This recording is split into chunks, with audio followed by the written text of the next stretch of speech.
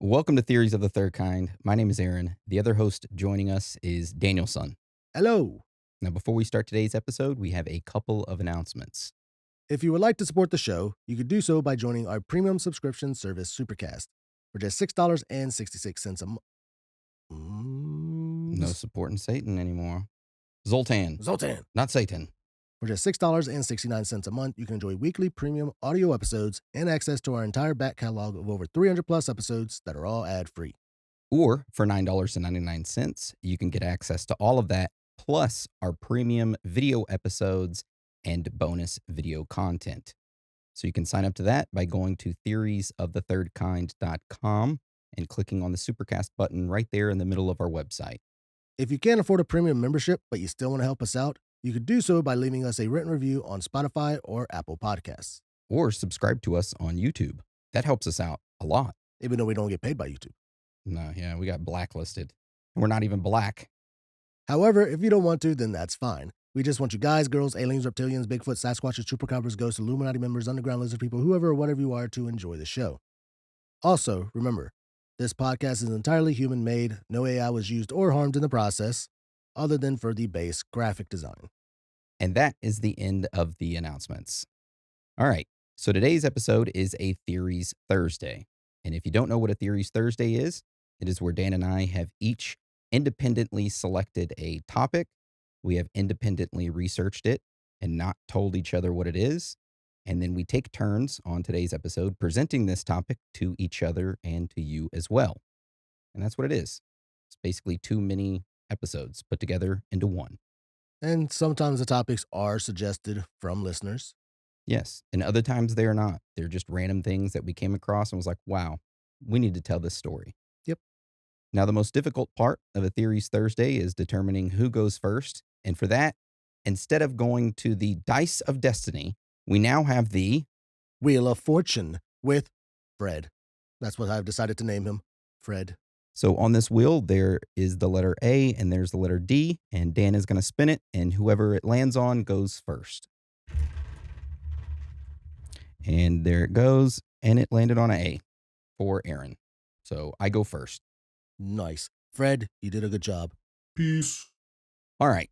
So for my Theories Thursday topic this week, I decided to go with a story that is probably one of the most craziest things I've ever heard. It involves an individual who started having weird hallucinations, which then led into multiple murders.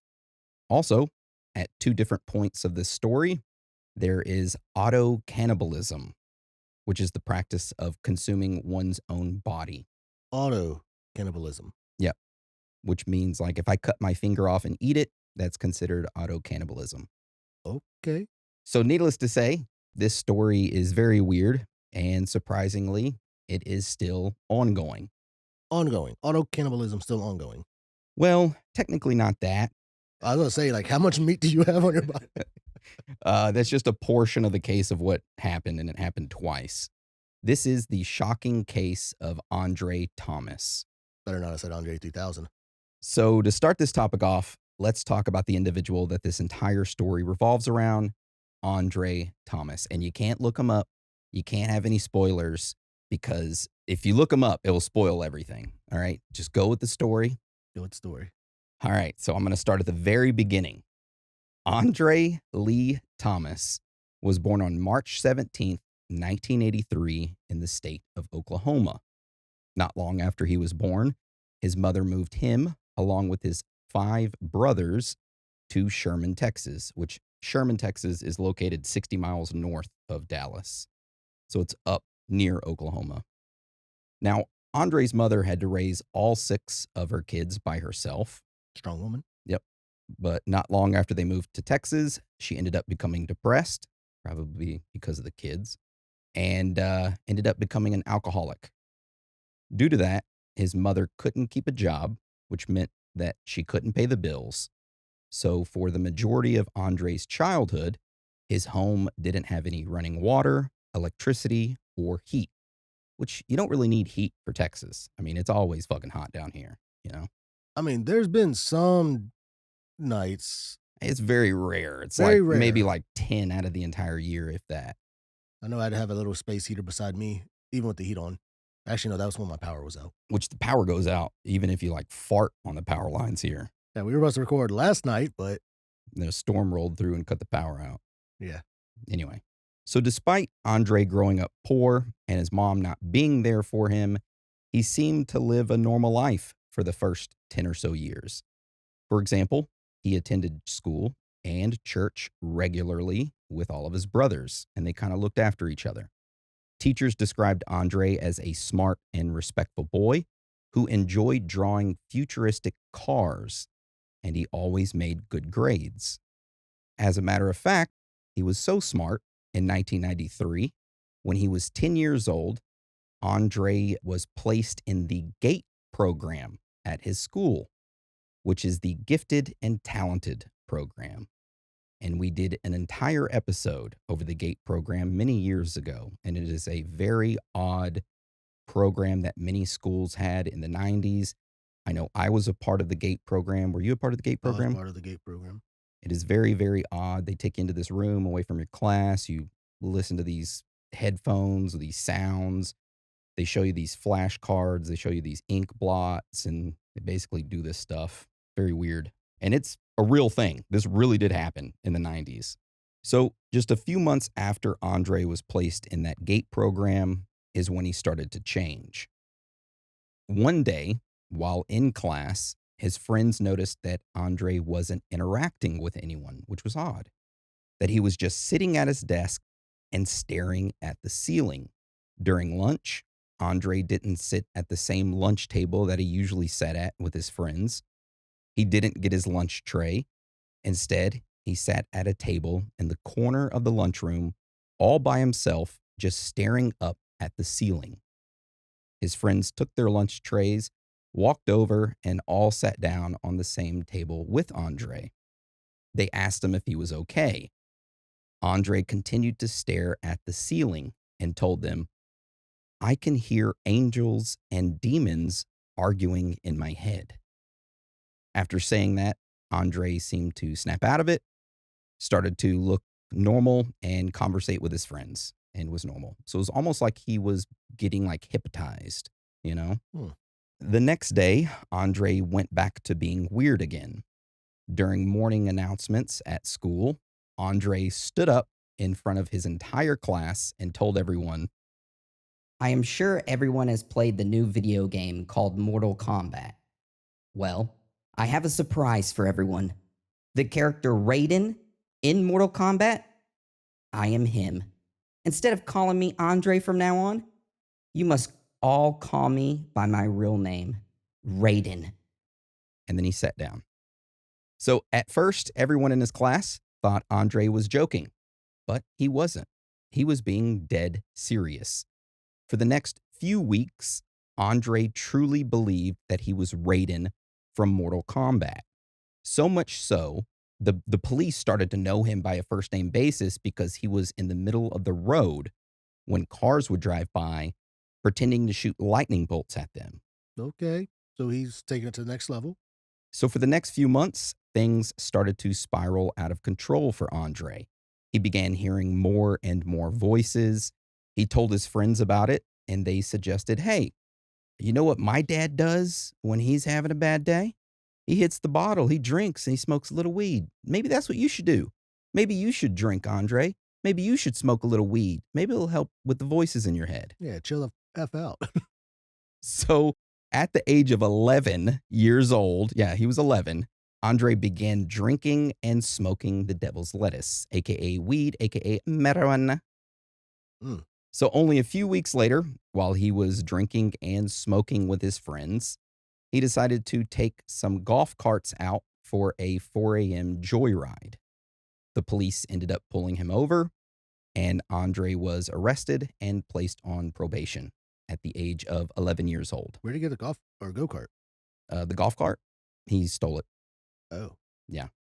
So after this, Andre continued to go to school.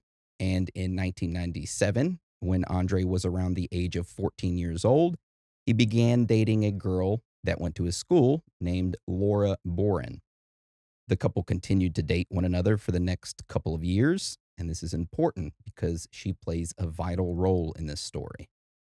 So in January of 1999, when Andre was just 15 years old, Laura ends up becoming pregnant, which, by the way, Andre at the time was in 8th grade. Now, in May of 1999, which was 5 months later, Andre was 16 years old at the time, and he was about to graduate middle school, but he was expelled from his school for truancy. He was skipping school too much, missing too many days, and they told him, nope, you missed your court date for truancy. You're no longer in this school. So he ended up being placed in an alternative learning academy. Over the next few weeks, Andre became super stressed about his girlfriend being pregnant and what he was going to do for money, how his life was going to be, and what was going to happen, while also still dealing with these voices that he was hearing and going into this almost catatonic like state for hours at a time, staring at the ceiling. On June 30th, 1999, Andre decides that he cannot live anymore, and he decides that he's going to commit suicide. But he didn't do a very good job at it because he survived. He thought scratching the skin off of his wrists with his long-ass fingernails would cause him to lose too much blood. He would pass out and die. However, it didn't work. It just caused him to bleed a little bit. And he was like, well, fuck. 2 months later, in August of 1999, Laura gives birth to Andre Jr. Andre Sr. immediately drops out of 9th grade, which he ended up just going into 9th grade because that's when the school year starts, is August. But he immediately drops out, gets his GED, and begins working several jobs to support Laura and his baby. Over the next year or so, things were pretty calm. Andre worked and helped raise his baby with Laura. In 2001, on his 18th birthday, Andre marries Laura, and they move into Andre's mother's house. 2 weeks later, his mother ends up kicking both of them out of the house. Laura takes the baby, moves to her parents' home, and Andre moves in with one of his brothers. Now, the couple, Laura and Andre, they try to work it out, but they end up separating. Laura immediately finds someone new and takes Andre Jr., and they move in with Laura's new boyfriend. So Andre Jr., the baby, and Laura, which is Andre's now ex-wife, ends up moving in with her new boyfriend at an apartment, which is on a 3rd story, by the way, and that's important. Which, by the way, Laura and her new boyfriend, they end up having a baby together, a little girl, in February of 2003. And keep that in the back of your mind because we're going to get back to that. So Laura and Andre Jr. move in with her boyfriend. She ends up having a baby with him, a little girl, in February 2003. And they live in an apartment together, a 3rd story apartment. Okay. All right. So after his marriage ended, Andre began experiencing intense voices and delusions. He begins obsessing over apocalyptic concepts in the Bible and starts to have a difficult time keeping a job. Of course, this causes issues with Andre and the brother that he is living with because his brother wants him to pay, his part of the bills. Andre doesn't have a job, so his brother's like, either you need to get a job and pay bills or you need to leave. And it causes like a rift between them, and they start arguing. And on one occasion, Andre's brother starts playing music super loudly in the entire house. Andre goes into his brother's room, accuses him of summoning demons in his head with this music. Andre's brother's like, I'm just playing music. It's my house. I can do what I want. Andre's like, no, you're summoning demons in my head with this music.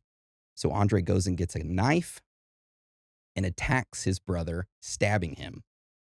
Andre's brother is able to escape, and he calls the police. And get this shit. When the police get there, they arrest Andre's brother, and he is placed in a psychiatric ward, not Andre. What the hell? Yeah.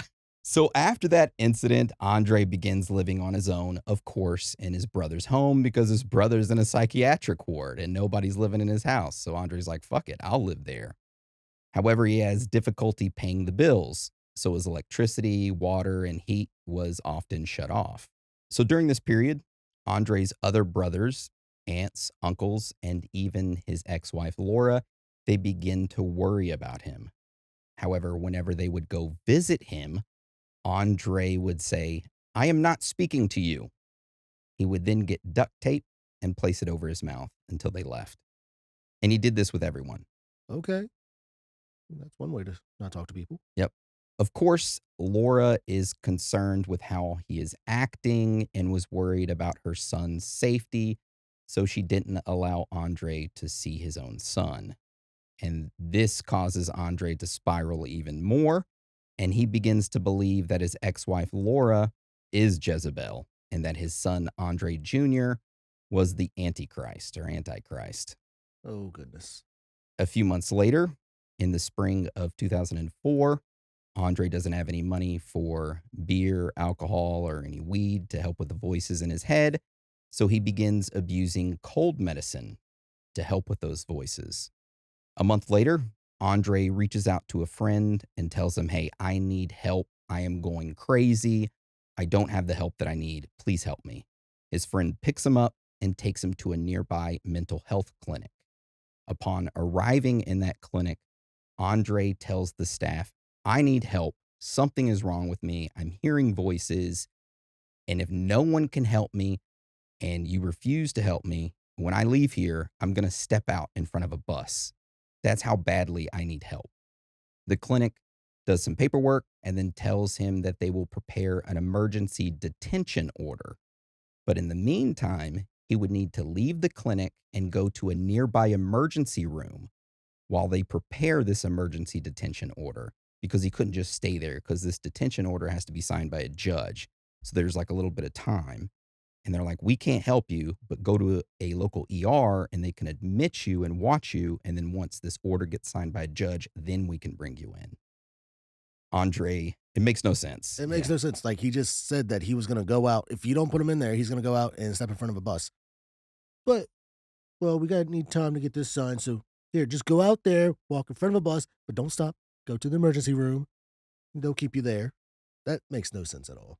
So Andre leaves the clinic and just walks home. He never goes to the ER or back to the mental health clinic. Sounds about right. Around 3 weeks later, on March 25th, 2004, Andre takes a knife and stabs himself in the chest. He then leaves his home and starts walking to the closest hospital. He walks into the hospital's emergency room, where he is greeted by the hospital staff. He unbuttons his shirt, revealing a large knife stuck in the middle of his chest. I mean, stuck deeply in his chest. And he announces out loud to everyone, "As you can see, I stabbed myself. Why did I do this? Well, I am trying to cross over into heaven, but I've been unsuccessful. Could anyone here help me?" I know it's not funny, but like, what the fuck? You know? It's not laughing because it's funny. It's laughing because it's like, holy shit. It's so ridiculous. The fact that he's walked all the way there and he's talking normally in his way, normally, with a knife stuck in his chest. Shit. So the hospital staff is shocked and they immediately take him back into a room and evaluate him. They determine that the knife is not deep enough to be life threatening, so they remove it and stitch him up. Now, when this is happening, the hospital staff contacts the local police department and they start preparing things to place Andre in a psych ward. However, as they are preparing the paperwork and the police is like getting everything in order, Thomas gets up and walks right out of the hospital and continues walking all the way home. The cops were then called by the hospital staff and said, "Hey, you guys are taking way too long. He just got up and walked out. We think he may be, dangerous and armed, and he will probably harm himself. You might want to pick him up on his walk home." However, the police never intercepted him on his walk home, which his walk home was a few miles away. So it's like they had time to do it. They just never did it. They just didn't want to. 2 days later, on March 27th, 2004, is when things go from bad to worse. and I mean horrific. On that day, Andre is at his house and he starts hearing intense voices, and he claims he hears God talking to him, telling him things, which we'll find out what God told him later on after what happens. So Andre puts his shoes on, leaves his home, and he walks to his ex wife Laura's apartment, which is technically her boyfriend's apartment. He walks up the 3 flights of stairs, gets to her apartment door, and starts knocking on it. Laura refuses to answer it because at the time her boyfriend was at work and she was home alone with her 2 children, which it was Andre Jr., who was 4 years old, and her daughter, which was 13 months old. So just a little over a year old. Because she wouldn't open the door, this pissed off Andre, and he ended up kicking down her door. Andre then grabbed a knife from the counter and attacked Laura, stabbing her to death. He then used the knife to cut open her chest and pull out a portion of her lung, in which he thought was her heart, but it was her lung. But he was trying to pull out her heart, but he just was like, here it is. And it was a portion of her lung. Andre then walked into the nearby bedroom where his 4-year-old son, Andre Jr., was, along with Laura's 13-month-old daughter. Andre stabbed both of the children to death and cut both of their chests open and pulled out their hearts. This time, he actually pulled out their hearts, not their lung. After Andre killed the children, he then turned the knife on himself and stabbed himself in the chest 3 times. Upon seeing how much blood was coming out of his chest, Andre was like, fuck, I'm going to die. Legitimately, that's what he said. I'm going to die. So he decided to walk into the living room and laid down on the floor next to Laura's body because he was like, I was going to die. I wanted to be next to Laura's body. Whenever her boyfriend walked in, he would see me and her both dead next to each other. So Andre laid there on the floor next to his ex-wife, who was dead, and laid there for quite a while, just staring up at the ceiling. Eventually, he got tired of waiting to die, so he got up and decided to leave the apartment. He stood up, he grabbed the portion of lung, which he thought was Laura's heart, also grabbed the 2 hearts of the children, and placed the 3 pieces in his pockets of his jeans, left the apartment, and walked all the way back home. Once he got home, Andre threw the hearts and lung, which he thought was a heart, away in his trash. He then called Laura's parents and left a voicemail. Sherry, this is Andre. I need y'all's help. Something bad is happening to me, and it keeps happening, and I don't know what's going on. I need some help. I think I'm in hell. I need help. Somebody needs to come and help me. I need help bad. I'm desperate. I'm afraid to go to sleep. So when you get this message, come by my house, please. Hello?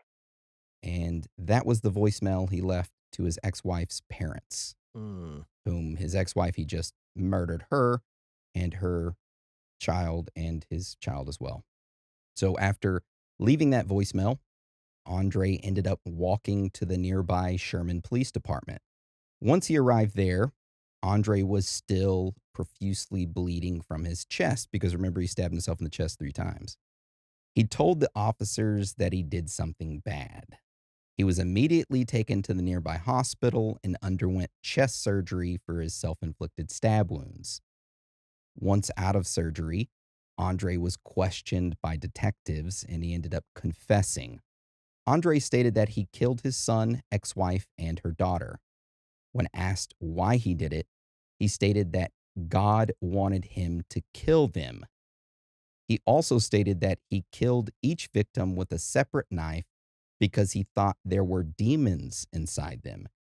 If their blood was allowed to mix with one another, then the demons might survive.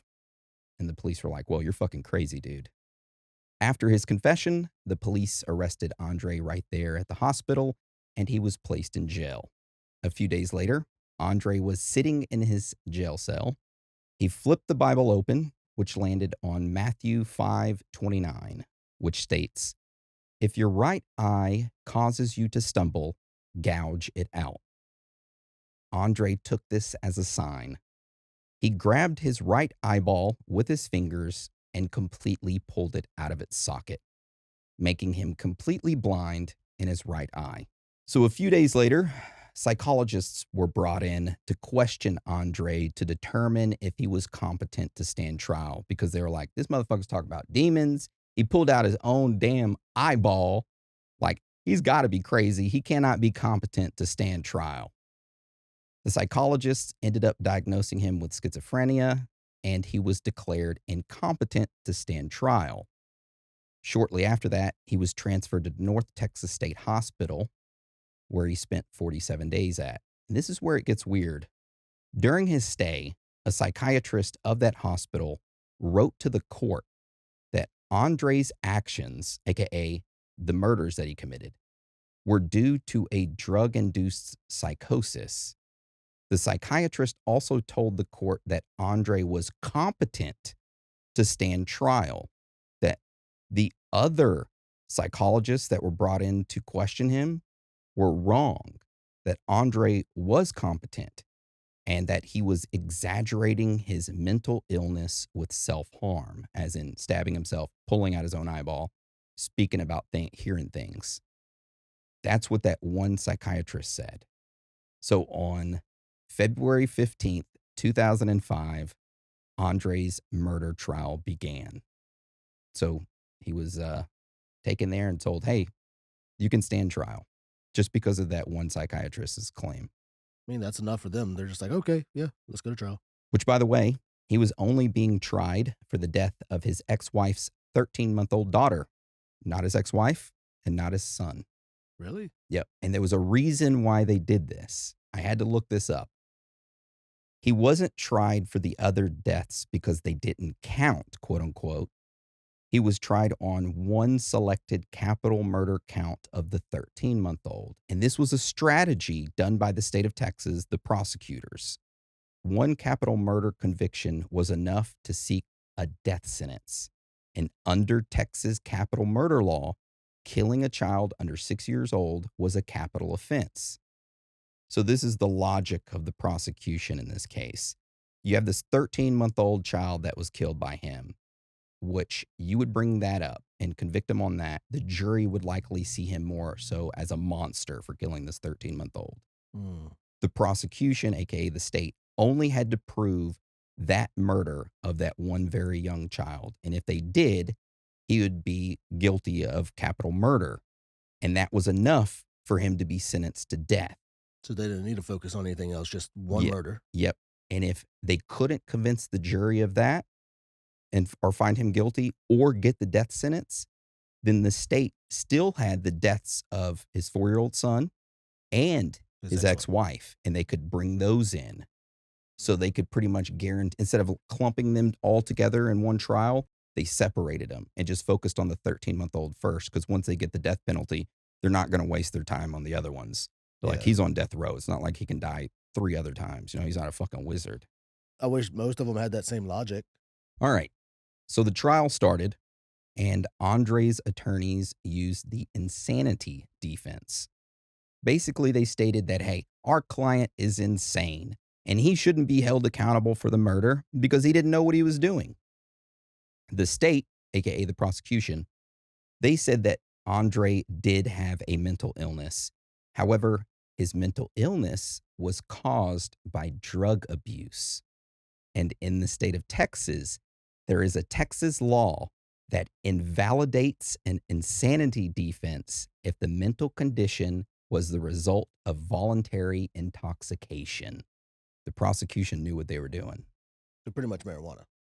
Marijuana, the cold medicine, alcohol. Oh, I forgot about the cold medicine. Yeah, so basically, the state was saying Andre was mentally ill, but it was caused by drugs. And since the drugs made him crazy, he can't use that as his defense in court. And once this was brought up, Andre's attorneys stated that he was insane.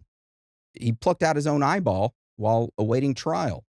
The prosecutors stated that Andre plucking his own eyeball out was an impulse act rather than him being truly insane. Now, during this entire trial, Andre just sat there, showing no emotions, just staring straight ahead. And at one point, whenever the jury was being told the details of the murders, because they didn't just talk about the 13-month-old being murdered, they went over the entire day and the other murders as well. And when they got to that gruesome part, Andre sat there and began snacking on Skittles, showing no emotion. He had fucking snacks in court. Yeah, crazy, huh? So at the end of the trial, Andre was found guilty of capital murder and was sentenced to death. After receiving his death sentence, he was transferred to TDCJ prison, where inmates on death row stay, which is in the state of Texas. Only a few days later, after arriving on death row, Andre begins acting very, very strange. A psychiatrist was brought in and asked him if he was okay. He told the psychiatrist, "I hear voices. These 6-inch tall demons are coming out of the prison walls and they are playing music." 6-inch tall demons coming out of the prison wall playing music. And the psychiatrist was like, "Well, what music are these little demons playing? And is it pleasant?" Andre stated, "They are playing the music from the band Queen." Shortly after that incident, in July of 2008, while on death row, Andre attempts suicide by cutting into the front of his neck with a sharp object. However, this object wasn't sharp enough, and he ended up receiving 8 stitches on his neck. Less than a month later, Andre's attorney files an appeal in his conviction. In October of 2008, the Texas Court of Criminal Appeals, they end up meeting and they discuss Andre's appeal. They ended up denying it and his conviction is upheld. However, one of the judges that was overseeing the appeal stated, "This is a sad case. The applicant, Andre Thomas, is clearly crazy, but he is also sane under Texas law." Which, by the way, he gets no compassion from me. None. None at all. So after that, for the next few months, Andre continued to complain to the guards. Whenever they would walk by or whenever they would bring him his food, he would always tell them that he was hearing voices, that he was seeing things, that demons were coming out of the walls. And then he started talking more and more about the United States federal government. He started making claims about them, which was very odd. He started to claim that the government was tracking him, harassing him, and monitoring him in prison, mainly his thoughts. He started to believe that the U.S. government was trying to read his mind while he was in prison in an attempt to prevent him from being able to leave prison, as in, like, do the appeal and be approved for the appeal. So on December 9th, 2008, which was 2 months after his appeal was denied, while sitting in his prison cell, Thomas takes his fingers, grabs his left eyeball, pulls it completely out of its socket, and eats it. There it is. Completely blinding himself. He has no eyeballs left. Aren't eyeballs like grapes? I don't know. That's disgusting. I don't know. So Andre was taken to a nearby hospital where he was treated and then transferred to TDCJ's Jester prison unit, which houses Texas prisoners with mental health problems. While in that prison unit, he told one of the psychiatrists that he removed the only eye he had left, which was his left eye, and ate it to prevent the United States federal government from reading his thoughts through his eye. So following that, over the next almost 15 years, Andre has continued to await his execution date, sitting on death row, blind. Then finally, on November 11th, 2022, Andre Thomas gets his scheduled execution date of April 5th, 2023. However, on March 7th, 2023, State Judge Jim Fallon delays the execution date, giving Andre's lawyers until July 5th, 2023 to prepare a request for a competency hearing Basically, his lawyers were still trying to prove that he was crazy and that his trial was unfair because he was crazy and that because he was an African American. And it was an all white jury. Ah, The competency hearing was eventually scheduled for March 9th, 2026. However, that was postponed to an unspecified date because of concerns that Andre was too mentally ill to be transported. this whole time I thought Andre was white. Nope. As of today, Andre Thomas is still sitting on death row in the state of Texas, still sentenced to die, but has not been put to death. His execution remains stalled due to the question if he is crazy or is he not. And that's where your taxpayer dollars are going. Yeah, and as crazy as that is, and the murders that he committed, he gets no sympathy from me. And I understand people's point of view because one of the big things that people are saying is that he is crazy. He shouldn't be held accountable for the deaths. But also, the only reason that he was convicted and placed on death row is because he's an African American and the jury was all white. And one of the jurors was asked during selection, do you believe that interracial marriage should exist? Because Andre was African American, his ex wife was white, and they had an interracial baby. But that jury person didn't know that. And they asked him that question. And the juror said, the potential juror at the time said, no, I think bloodline should be pure. And they still selected that person to be on the jury. But regardless, I mean, he killed 3 people, 2 kids, cut their hearts out, murdered his wife. He tried to commit suicide multiple times. I think giving him the death sentence is giving him what he wants, you know? But it's very weird. Also, there's over 100 church pastors who have signed some thing to give to Governor Greg Abbott to get him to stop the execution of Andre Thomas. And it's like, do you know what the guy did? Do you know that he murdered 2 kids and his ex-wife? He murdered, stabbed them to death, cut their chest open, took out the kids' hearts, took out his ex-wife's lung, part of her lung, Yeah. put it in his fucking pocket, and went home after laying there for a while thinking he was going to die. Yeah. I mean, I get that he's mentally insane, but he has no remorse eating Skittles in the courtroom. But I wouldn't have gone just after him. There's another entity that I would go after as well. The first mental hospital that he went to. I'd go after all the mental hospitals. Because the fact is, they're like, okay, go to the emergency room. We have to file this paperwork. The judge has to sign it and everything. What happened to that? Did the judge decide not to sign it? This man just said that he's hearing voices, has issues, gonna go kill himself, and the judge didn't sign off on it to at least have him evaluated. That judge should be going after as well. I mean, Mhm. I think it's now that they're passing stuff to where judges are Being held accountable. being held accountable for, especially like in, guess what, California, keep releasing criminals. And it's like, you know what? You do that and somebody gets harmed, that's on the fucking judge who released them, you know? Anyway, here is the mugshots of Andre Thomas.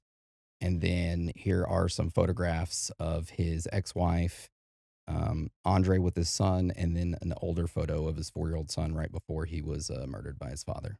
Not how I pictured them.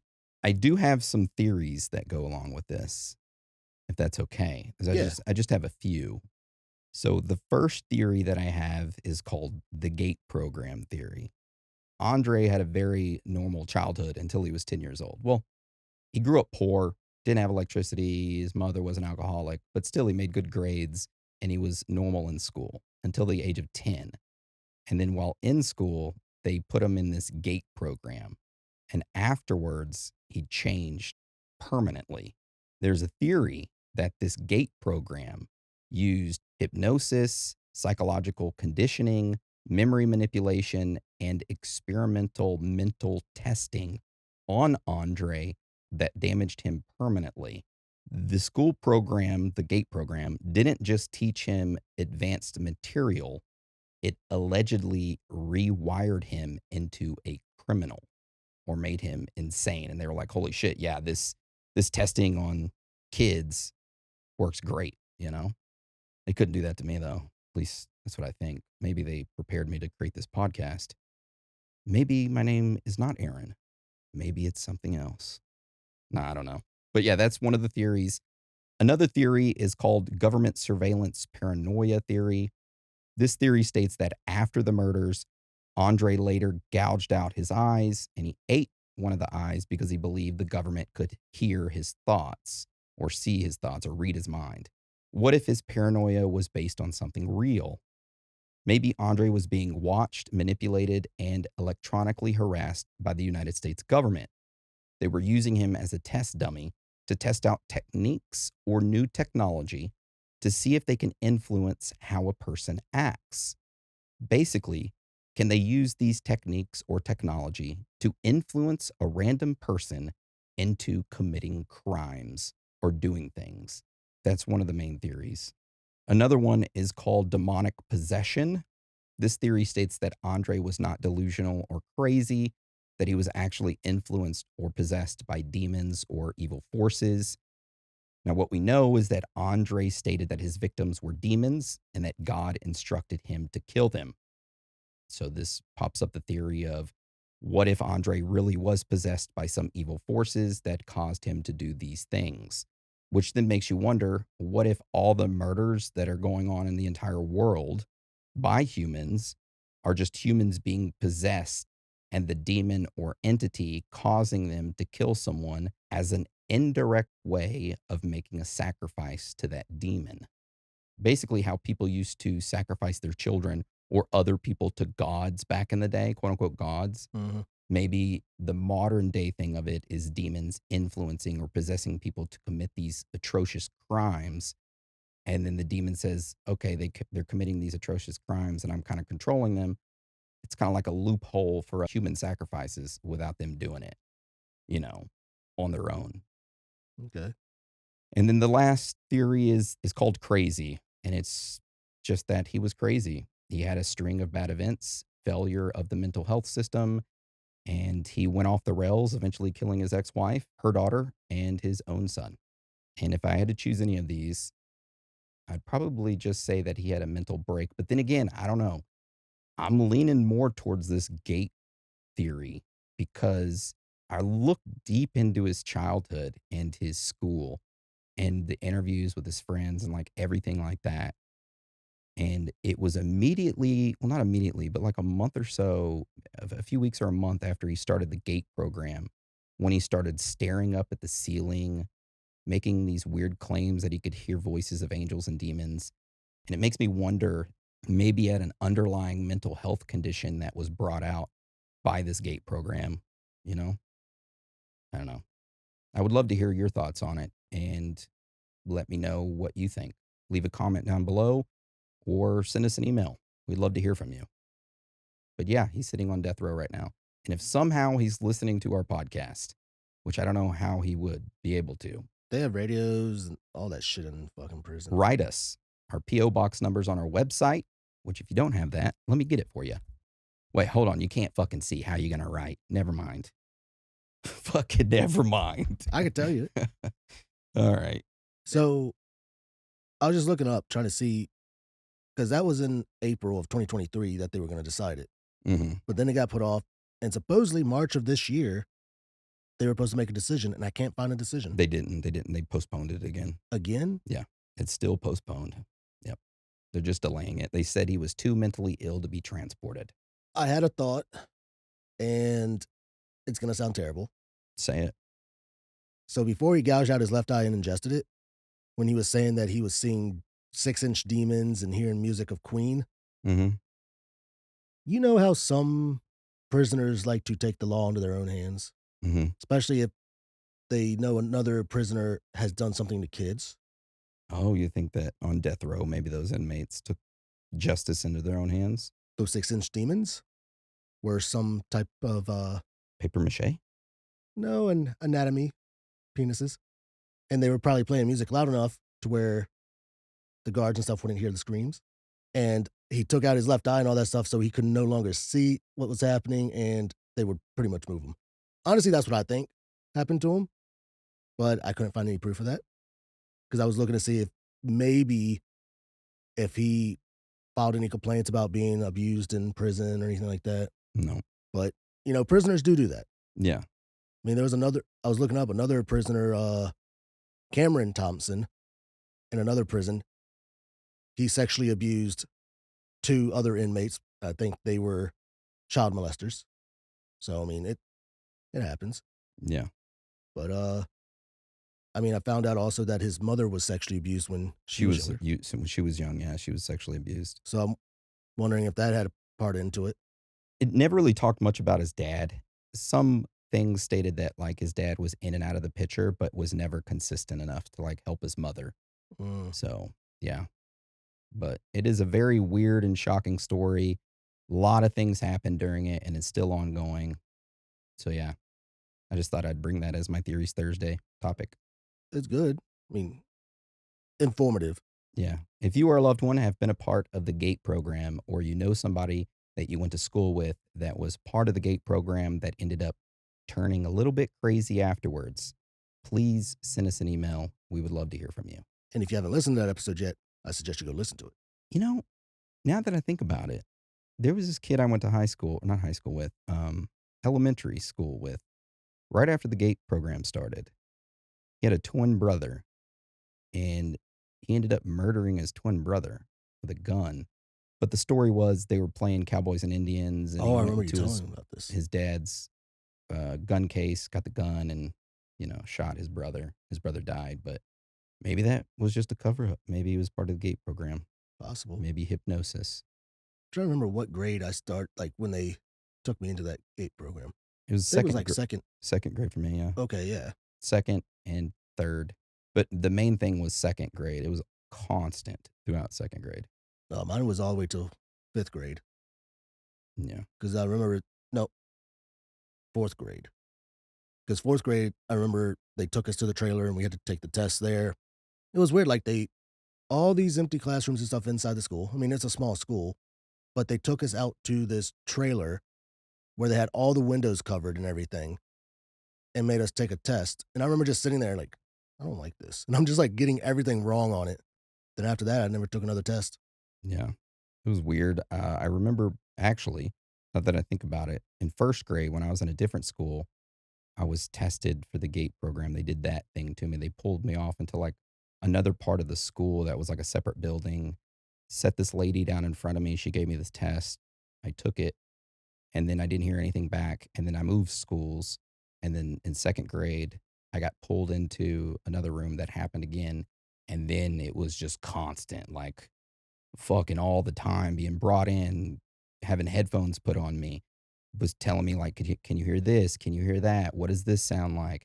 And then pulling out these flashcards and saying, what do you see? Or having these cards down and be like, what's underneath this card? What's underneath that card? I'm like, I don't fucking know. I can't see it, but that's a whatever. That's something like, that's a car. That's an elephant. And they'd flip it over or whatever. And then another one where they would show me like a blob of ink and be like, what is this? And I'd be like, that's a vampire. That's some titties or something. I don't remember ever like when I remember seeing those ink things, but I could never see anything really in it.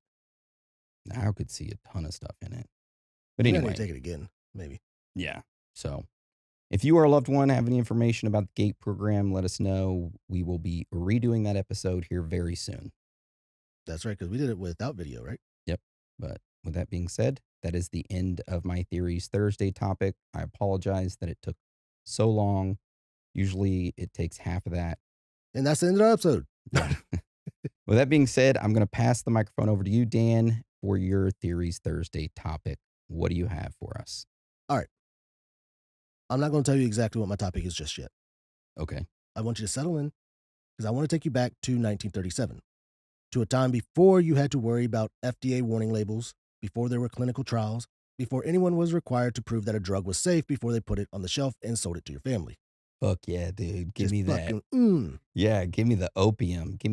Let me bang up some morphine. Some morphine, alcohol in it. Go ahead, throw in some friggin' meth. We'll be Okay. pumping out episodes left and right. Not talking about those kind of drugs. But I do want to tell you about a medicine called the Elixir sulfanilamide. Okay. Do you know what that is? Sulfamilified? Sulfanilamide. Sulfanilamide.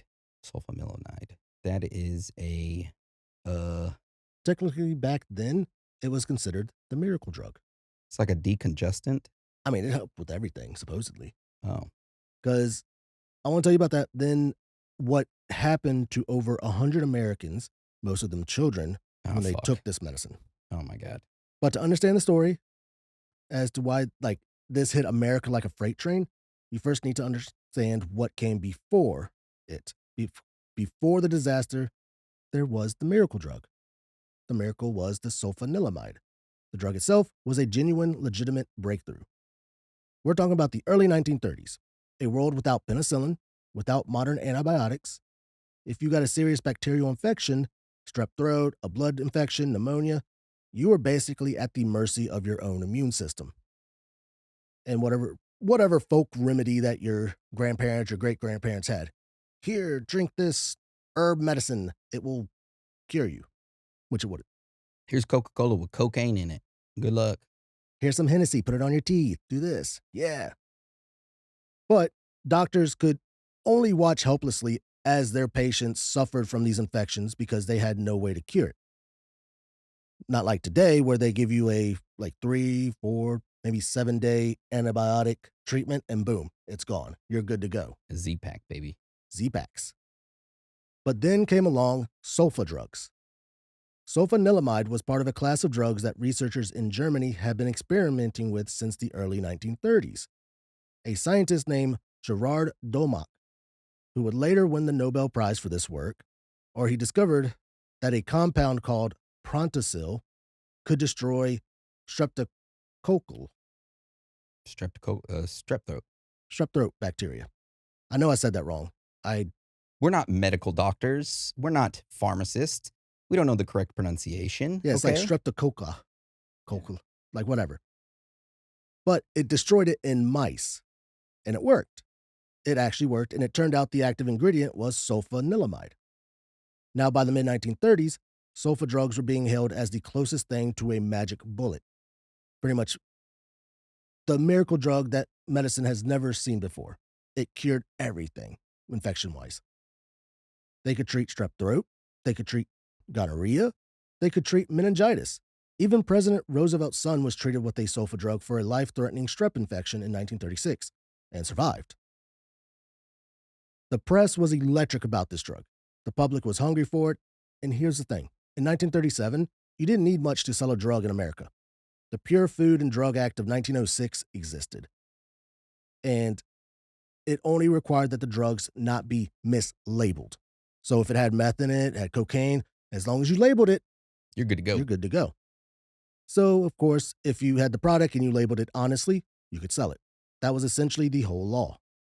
So drug companies were racing to get sulfanilamide to market in as many forms as possible. Pills, powders, you name it. And that's where a company called the S.E. Massengill Company enters our story. The S.E. Massengill Company was based out of Bristol, Tennessee, a legitimate established pharmaceutical company, not some back alley operation. They'd been in business for decades. They made all kinds of products. They had a real sales force, real chemists, a real reputation. And in 1937, they saw an opportunity. Sulfanilamide was selling gangbusters in tablet and powder form, but the tablets were hard to swallow, especially for children. There was a clear gap in the market. What if they could make a liquid version, a syrup, something you could spoon into a sick kid's mouth without a fight? So they handed the problem to their chief chemist and pharmacist, a man named Harold Watkins. Now, Harold Watkins had a challenge. Sulfanilamide doesn't dissolve well in water, and it tastes absolutely terrible. So he needed a solvent, something that would dissolve the drug and taste decent. He tried different options, and eventually he landed on one that worked beautifully. It dissolved the sulfanilamide perfectly. He could add raspberry flavoring to it, make it taste sweet, make it look appealing, and it had a nice consistency. Syrup. The solvent he chose was diethylene glycol. Diethylene glycol. Now, you might not know the name exactly what it is, but I will tell you what diethylene glycol is. It is a chemical cousin of ethylene glycol, and ethylene glycol is antifreeze. Yeah. the stuff you put into your car's radiator. That stuff's bad. That would fucking kill you. Mm-hmm. That's right. The stuff that famously kills dogs when they drink it out of puddles in the driveway because it tastes sweet. Diethylene glycol is toxic to humans. It destroys your kidneys. It causes kidney failure, followed by complete shutdown of other organ systems, followed by a slow and agonizing death that can take days or weeks. But Harold Watkins didn't know that. Miracle drug my ass. Or more precisely, he just didn't fucking check. He never ran toxicity tests. He never tested the mixture on animals. He tested it for flavor and appearance and fragrance. He checked whether the drug stayed dissolved, and he declared it ready. The Massengill Company did not test it for safety because in 1937, they didn't have to. As long as the stuff was labeled correctly on the label, it was good. They called it Elixir sulfanilamide. They manufactured 240 gallons of the stuff. And in September and October of 1937, they shipped it out across the country to pharmacies and doctors from New York to Texas to California, pretty much all across the United States. And then that's when the reports started coming in. And it was almost immediately. People who took Elixir sulfanilamide started getting sick. Not the normal sickness, not nausea or a rash, the kind of side effects doctors expected. They got devastatingly sick, kidney failure, searing pain, inability to urinate, and then within days or weeks, death. The first cluster of deaths appeared in Tulsa, Oklahoma, in early October 1937. A doctor there, a man named A.S. Calhoun, started seeing patients he treated with elixir sulfanilamide for routine infections, come back pretty much dying. He wrote one of the most haunting letters in American medical history, and I want to read you this letter. Okay. Nobody but Almighty God and I can know what I've been through these past days. I have been familiar with death in the years since I received my MD from Tulane University School of Medicine with the rest of my class of 1911. 1911. Covington County has been my home. I have practiced here for years. Years. Any doctor who has practiced more than a quarter of a century has seen his share of death. Yeah. Am I doing it right? You're doing it perfect. But to realize that 6 human beings, all of them my patients, one of them my best friend, are dead because they took medicine that I prescribed for them innocently. Dead. And to realize that that medicine, which I had used for years in such cases, suddenly had become a deadly poison in its newest and most modern form, as recommended by a great and reputable pharmaceutical firm in Tennessee. The best. Well, that realization has given me such days and nights of mental and spiritual agony as I did not believe a human being could undergo and survive. I have known hours when death for me would be a welcome relief from this agony. Signed, Dr. A.S. Calhoun. That was very good. It's very good. Thank you for that, Daniel. You're welcome. Damn. So yeah, that, to see 6, so it was 6 patients.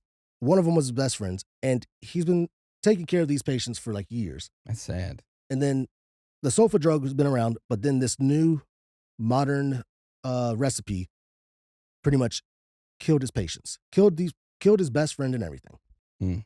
So just imagine being that doctor in 1937. You gave a child spoonful of this medicine that you got from a reputable pharmaceutical company that was prescribed for something completely ordinary. And now that child is in kidney failure in front of you, and there is nothing that you can do. The American Medical Association got wind of what was happening in late September. They received a sample of elixir sulfanilamide from a salesman completely by chance, and their chemists started analyzing it. On October 11, 1937, they identified the likely culprit, diethylene glycol. They immediately sent out a nationwide alert to physicians and pharmacies, and they contacted the Food and Drug Administration. Now, this right here is something very important that you need to understand about the FDA in 1937. It existed, but it was small. Underfunded, limited in power, under the law at the time, the FDA could not pull a drug off the market simply because it was dangerous. They could only act if a drug was adulterated or mislabeled. And so the FDA's lawyers had to scramble. They looked at the label, elixir sulfanilamide. In pharmaceutical terminology, an elixir means a solution in alcohol. But elixir sulfanilamide wasn't in alcohol.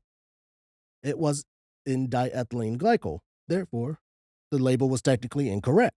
so it Mhm. was not an elixir. Therefore, it was now considered mislabeled. Ooh, so then they could pull it. That was their legal hook. That was the entire legal basis upon which they could now act. And on that technicality, a single word on a label, the FDA launched one of the largest product recalls in its history to date. So what followed was nothing short of a manhunt, or product hunt.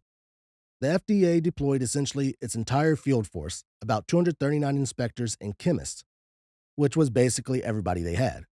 They fanned out across the country. They were trying to find and recover every single bottle, every single shipment of elixir sulfanilamide before it reached more people. And you gotta think, this was 1937. There were no computers, no national database of prescriptions, no tracking systems. Agents were going door to door, literally showing up at pharmacies, at doctors' offices, at people's homes, trying to recover the product. And time was everything because the drug was already out there. People already had bottles sitting in their medicine cabinets. Doctors had already given out prescriptions, and some patients had already taken doses and were already sick. The Massengill Company, to be fair, did issue a recall once they understood the scope of what was happening. They sent telegrams to their salesmen. They reached out to pharmacies. But here's a detail that tells you everything about their initial attitude. When the FDA first contacted them, Massengill's response was essentially that they had committed no violation, that any problem was unfortunate but not their fault. Samuel Massengill himself would later say publicly that he did not believe he had done anything wrong. He said that he had been unable to foresee the tragedy. Oh, we did it, but we didn't see that it would cause this much of a tragedy, this many deaths, so not my fault. Fuck you, Samuel. Yeah, what a dick. But the product hunt lasted for weeks. Agents worked around the clock, and by the time it was over, the FDA had recovered approximately 234 of the 240 gallons that had been shipped. So you still have, what, 6 gallons out 6 there? gallons were unaccounted for, and pretty much 6 gallons have already been consumed, you could say. Now, I do want to jump back a little bit to the patients, the victims, you could say. By the final count of it all, 107 people died from the elixir sulfanilamide. 107. Now, the exact number is probably way higher because reporting back then was inconsistent.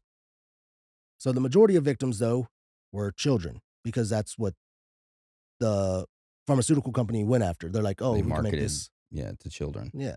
These were parents who had taken their sick kids to the doctor, kids with strep throat, ear infections, kids with that kind of things that children get when they're younger. The doctor wrote a prescription for the new liquid sulfanilamide. It was the modern thing to do, the cutting-edge treatment, the miracle drug. Mom or dad went to the pharmacy, picked up a bottle, came home, and gave their child a spoonful of medicine, and then watched the tragedy unfold before their eyes. And one of the most heartbreaking pieces of documentation from this disaster is a letter written to President Franklin Roosevelt by a woman from Tulsa, Oklahoma. Her name was Marie Nidifer. I knew you were going to look at me like that. She had lost her daughter, a young girl named Joan, to elixir sulfanilamide. Joan had been treated for a strep infection. The letter is just devastating. It says, and I quote, "The first time I ever had occasion to call in a doctor from Joan, and she was given elixir of sulfanilamide. All that is left to us is the caring for her little grave. Even the memory of her is mixed with sorrow, for we can see her little body tossing to and fro, and hear that little voice screaming with pain, and it seems as though it would drive me insane. It is my plea that you will take steps to prevent such sales of drugs that will take little lives and leave such suffering behind and such a bleak outlook on the future as I have tonight." Signed, Marie Nidifer. That's sad. And she didn't go and point fingers or anything like that. She pretty much just wanted them to do something to stop the sales of this so that no one else had to suffer like her daughter did and she did, having to watch that. Man, I might Luigi Mangialone some fucking pharmaceutical company thing. Hypothetically speaking, if I was living back then and that happened to my child, I would probably Luigi Mangialone I'm surprised no one did, to be honest. Back then, 1937, I mean, could have had the opportunity. But yeah, that letter was read into the congressional record. It became one of the driving pieces of testimony that pushed lawmakers to act. And the doctors who had prescribed it, who hadn't known, many of them were emotionally destroyed by what happened. Dr. Calhoun, the Tulsa physician I mentioned earlier, reportedly carried the weight of those deaths for the rest of his career. He had done nothing wrong. He had trusted the system, and the system had failed him and his patients catastrophically. Which, I mean, yeah, it did. He trusted the pharmaceutical company. They said that it was good to go, and they treated this, but... They fucked them over. Yeah. So what happened to the S.E. Massengill Company? Well... Please tell me they're not around. Harold Watkins, the chemist who developed the formula, was charged, but only with violations related to the mislabeling. Oh, my God. Not manslaughter, not negligence resulting in death, because under existing law, there was nothing more that could be charged. He died by suicide while waiting trial in 1939, though. Yeah. So he took his own life before his trial. Samuel Massengill, the company's owner, was fined. Are you ready for this? $2,000. Oh, no, more than that. The maximum fine the FDA could levy under the 1906 law for 107 deaths was $26,100, about $250 for each death. That was it. That was the full legal consequence under existing law. What is that inflated to today's? Oh, I don't know. What was the year? 1937? Yeah. You have the month or just 1937? Say October-ish. October, and $250 per person? Yep. That means they viewed each life of each individual. You take inflation into it. $250 equates to currently $5,702.40. A little less than $6,000 per person. And how much total was he fined back then? $26,100 for 107 deaths. A little less than $600,000. Wow. That's what, if you got the money, you pay a fine, that's it. Now, Massengill, he did pay the fine, and he continued to maintain publicly that he was not morally responsible for what happened. He argued that the government should have been testing drugs before they reached the market, which is a remarkable position to take when you are the one who put the untested drug out there. Yeah. It's like, I made it, but the government should have tested it to make sure it was safe.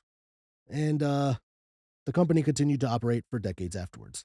But here's the part of the story that matters most, the part that actually changed history. Those 107 deaths, those letters from grieving parents, those images of dying children, they did something that years of lobbying and political debate had failed to do. They moved to Congress. The push for a stronger food and drug law had actually been going on for years before the sulfanilamide disaster. A senator from New York named Royal Copeland had been trying since 1933 to replace the outdated 906 Pure Food and Drug Act. He introduced bill after bill, and every time, the pharmaceutical industry, the advertising industry, and various political interests had blocked it, watered it down, or just let it die. For 5 years, nothing happened. And then 107 people died from a syrup made with antifreeze solvent. Suddenly, Congress was now fucking motivated.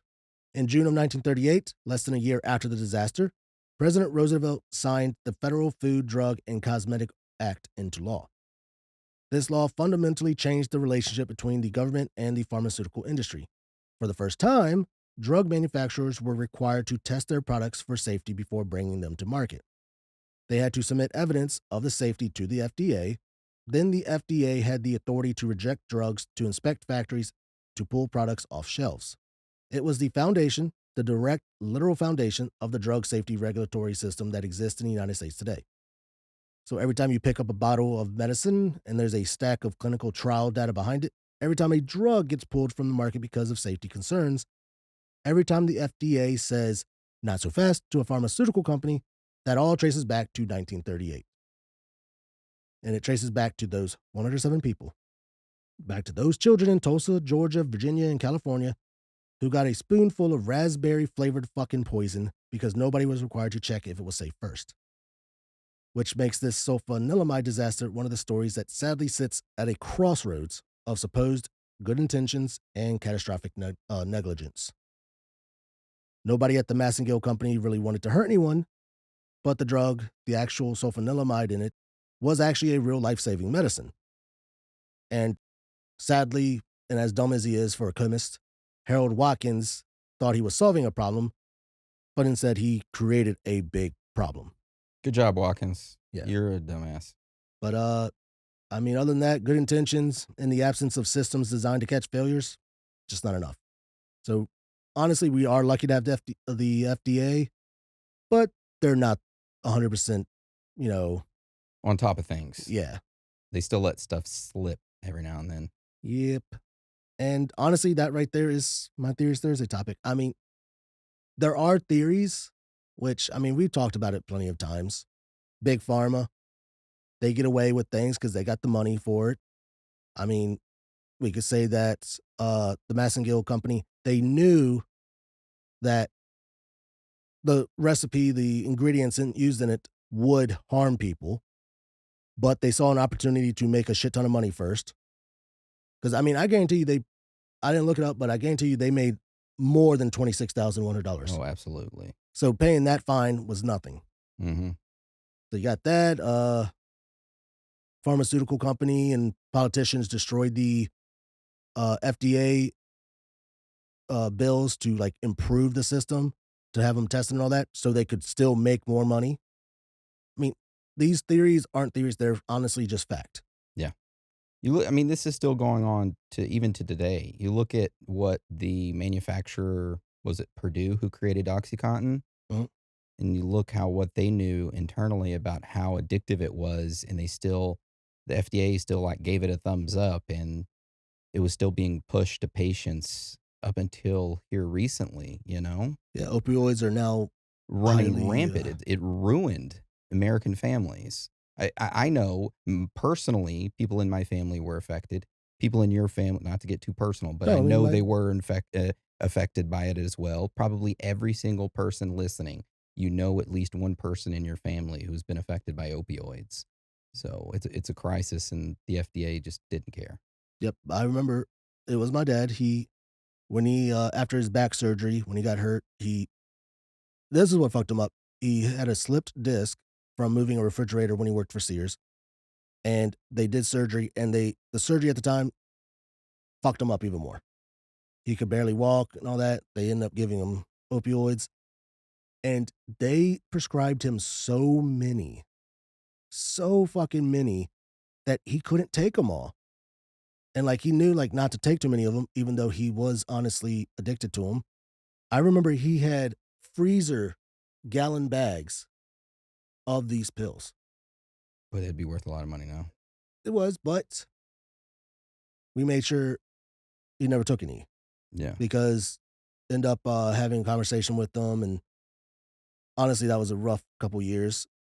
He flushed all of those pills down the toilet, and going cold turkey was a terrible thing, but it was better for him. Yeah. I mean, pain pills, opioids, stuff like that, that scares the shit out of me. I've seen what it does to people and how it takes over. I know whenever I had my emergency surgeries, they ended up giving me tramadol, and they were like, "Oh, this is non-addictive." And I was like, "Okay, good." And I took it and I was like, "Holy shit, how the fuck is this non-addictive?" It felt like a blanket was placed over me and I melted into the bed. And this is me not promoting any type of opioids or painkillers. It's just me telling you what it feels like. And I highly advise against it. I ended up, after I took that one tramadol, I went and took the rest and flushed it down the toilet because I was like, I know that I could easily want that feeling for the rest of my life. And I could see how people get addicted to it. See, and I think when they tell you that it's not addicting, they're telling you in a body chemistry type of addiction. Like you could take this, but your body's not going to depend on it. So your body's not addicted to it. It doesn't, they're not talking about, oh, it makes you feel fucking good that you want to keep taking it addiction type. Yeah. That's what they need to start drawing the line at. Is like, you're not going to get addicted. No, it feels good. Yeah. The only thing that kind of beat that, which that was up there, the only thing that beat that feeling was when I was having my, whenever I was, what was appendix attack or was it the appendix? Your appendix. Yeah. It was like about to burst. Actually, Was it the appendix? no, it was your gallbladder. No, I had my gallbladder, but that was an immediate surgery. The appendix was Well, the last one was the gallbladder. The last first one was a appendix. gallbladder, but the first one was the appendix, and that's when they gave me morphine. It was the gallbladder one, right? No, because I ended up being immediately taken. Oh, that's right. Because I had to take your car back to the house. Yeah, I refused all pain medication when I got there, but I was like, something's wrong. And then they took me and got me the I think they gave whatever you, scan. And then they were like, "Oh yeah, your appendix is about to burst. You need emergency surgery. Do you want something for the pain now?" And I was like, "Yeah." I was thinking they were going to give me like a pill or something. They come in with a fucking needle and they're like, "We got morphine." And I was like, "We're going straight to that?" And I was scared. And she was like, just relax, it will be fine. And then she injected me with it, and I was like, "Ah." I think they gave you morphine for the gallbladder too. Yeah, they did. Yeah. And I was so thirsty, I ended up ordering like $200 worth of sodas on Amazon, thinking it would be delivered to the hospital. Nope, they were delivered to your door. Yeah, I get home from my fucking surgery, and there's like stacks of fucking sodas at my door. But anyway, yeah, pain medication. The FDA is a failure as a whole, and if you or a loved one are out there suffering, you should get help. I mean, honestly, I blame doctors as well for the opioids because Yeah, they know getting kickbacks. getting kickbacks, but they actually know like it's helping with the pain management, but they know that it's addicting, It's destroying the life of the patient. and they just keep back. That's why it's like regulated now so harshly. Is that doctors were just writing them just like friggin' checks or something. Mm-hmm. It was so easy just to prescribe it. People would just go get it.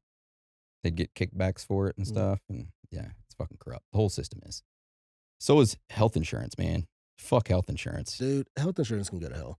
All the health insurance companies suck a big old fucking fat wiener. Like, okay, explain this to me about health insurance. Why can I go to a primary doctor and I pay out of pocket for my appointment? I pay $100, and that's discounted because I'm paying cash. Self-pay. But when you have insurance and all that, It's expensive, more expensive. they know they could charge the shit out of the insurance company, and you still have to pay a copay. Mm-hmm. So they're getting 3-4 times the amount when you have insurance. It's honestly cheaper without insurance. I don't have insurance. I'm self-pay, and it's honestly cheaper unless it's like a big surgery. I mean, even the surgeries, I didn't have health insurance during my gallbladder surgery, and there was a huge fucking self-pay discount, and it was like $2,200 total. And that's for everything. And I was like, wow, that's cheap. That's including anesthesia. yeah, it's so weird that you have such a huge cash pay discount for it, but with insurance, you look at the bills and everything, and it's like going up into the tens, thousands because they're charging for every little thing that they do. Yeah, fucked up. The whole system's fucked up. If I'm paying so much in taxes, give me health insurance for free. I mean, everywhere else pretty much gives it for free. Not saying that they have the best health care. We're too busy funding bombs to make kids in the Middle East orphans, but that's a whole nother topic. Whole nother topic. Anyway, thank you for your Theories Thursday topic this week, Dan. The Elixir of Death. Very interesting and informative. Sulfanilamide. Yeah, that one.